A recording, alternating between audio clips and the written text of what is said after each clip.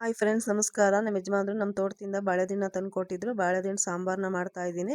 ನೋಡಿ, ಈ ಥರ ಗಾಲಿ ಥರ ಕಟ್ ಮಾಡಿಕೊಂಡು ನಾರೆಲ್ಲ ತಕ್ಕೋಬೇಕು. ನೀಟಾಗಿ ನಾರನ್ನೆಲ್ಲ ತಕ್ಕೊಂಡಾದ್ಮೇಲೆ ಸಣ್ಣದಾಗಿ ಕಟ್ ಮಾಡಿಕೊಂಡು ಮಜ್ಜಿಗೆ ನೀರಿನಲ್ಲಿ ಹಾಕ್ಕೋಬೇಕು. ನೀರಿನಲ್ಲಿ ಒಂದು ಸ್ವಲ್ಪ ಮಜ್ಜಿಗೆನ ಸೇರಿಸ್ಕೊಂಡು ಒಂದು 5 ನಿಮಿಷ ಹಾಕಿ ಬಿಡಬೇಕು. ಮಜ್ಜಿಗೆ ನೀರಿನಲ್ಲಿ ಹಾಕಿದ್ರೆ ಕಲರ್ ಚೇಂಜ್ ಆಗಲ್ಲ, ಕಪ್ ಕೂಡ ಬರಲ್ಲ. ನೋಡಿ, ಇವಾಗ ತೆಗೆದು ನೀರಿನಲ್ಲಿ ಹಾಕ್ಕೋಬೇಕು. ಸ್ಟವ್ ಮೇಲೆ ಒಂದು ಸ್ವಲ್ಪ ನೀರು ಇಟ್ಕೊಂಡಿದ್ದೆ ನಾನು. ಮತ್ತು 2 ಈರುಳ್ಳಿ, 2 ಟೊಮೊಟೊನ ಕಟ್ ಮಾಡಿ ಹಾಕ್ಕೋತಾ ಇದ್ದೀನಿ. ಸ್ವಲ್ಪ ಜೊತೆಗೆ ಅರಶಿನ ಸೇರಿಸ್ಕೊಂಡಿದ್ದೀನಿ. ಒಂದು 3 ನಿಮಿಷ ಟೊಮೊಟೊ ಈರುಳ್ಳಿ ಬೇಯಬೇಕು.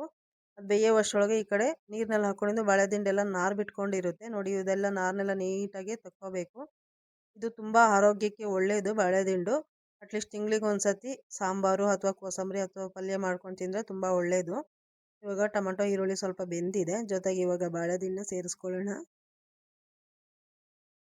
ಬಾಳೆದಿಂಡು ಒಂದು 2-3 ಕುದಿ ಬಂದಮೇಲೆ ಒಂದು ಸ್ವಲ್ಪ ಜೊತೆಗೆ ಉಪ್ಪನ್ನ ಸೇರಿಸ್ಕೊಂಡು ಒಂದು 7-8 ನಿಮಿಷ ಬೇಯಕ್ಕೆ ಬಿಡಬೇಕು.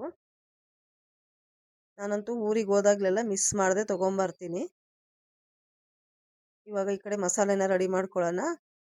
ಒಂದು ಬೌಲು ಹಸಿ ತೆಂಗಿನಕಾಯಿ ತುರಿನ ಮಿಕ್ಸಿ ಜಾರಲ್ಲಿ ಸೇರಿಸ್ಕೊಂಡಿದ್ದೀನಿ. ಒಂದು 10 ಎಸ್ಳು ಬೆಳ್ಳುಳ್ಳಿ, ಒಂದು ಸ್ವಲ್ಪ ಕರಿಬೇವು, ಒಂದು 2 ಸ್ಪೂನು ಸಾಂಬಾರು ಪುಡಿ ಮತ್ತು ಉರಿಗಡಲೆ, ಒಂಚೂರು ಹುಣಸೆಹಣ್ಣು, ಸ್ವಲ್ಪ ನೀರನ್ನ ಸೇರಿಸ್ಕೊಂಡು ಇವಾಗ ಮಸಾಲೆನ ರುಬ್ಕೋಬೇಕು.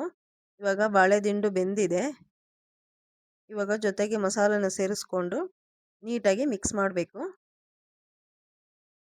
ನೀಟಾಗಿ ಮಿಕ್ಸ್ ಮಾಡಿದಾದ್ಮೇಲೆ ಒಂದು 7-8 ನಿಮಿಷ ಸಾಂಬಾರು ಕುದಿಬೇಕು. ಇವಾಗ ರುಚಿಗೆ ತಕ್ಕಷ್ಟು ಉಪ್ಪನ್ನ ಸೇರಿಸ್ಕೊಂಡು, ಬಾಳೆದಿಂಡು ಬೇಯಬೇಕಾದ್ರೆ ಬೇರೆ ಸೇರಿಸ್ಕೊಂಡಿದೆ. ಇವಾಗ ನೋಡಿಕೊಂಡು ಉಪ್ಪನ್ನ ಸೇರಿಸ್ಕೋಬೇಕು. ಒಂದು 7-8 ನಿಮಿಷ ಕುದಿಯೋವಷ್ಟರೊಳಗೆ ಈ ಕಡೆ ಒಗ್ಗರಣೆನ ರೆಡಿ ಮಾಡ್ಕೊಳ್ಳೋಣ.